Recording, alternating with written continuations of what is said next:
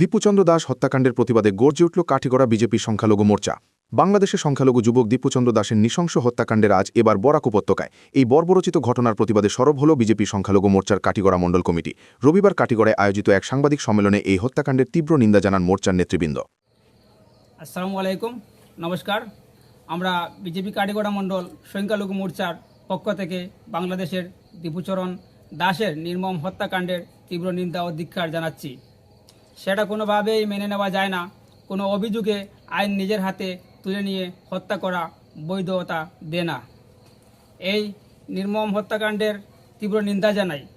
তাই আমরা আমাদের পার্শ্ববর্তী দেশ বাংলাদেশের সংখ্যালঘু সমাজের যুবক দীপুচরণ দাসের হত্যাকাণ্ডের তীব্র ভাষায় নিন্দা ও ধিক্কার জানাই এবং এই ঘটনার নিরপেক্ষ তদন্ত ও দোষীদের দ্রুত শনাক্ত করে দৃষ্টান্তমূলক শাস্তির দাবি জানাচ্ছি। জয় হিন্দ।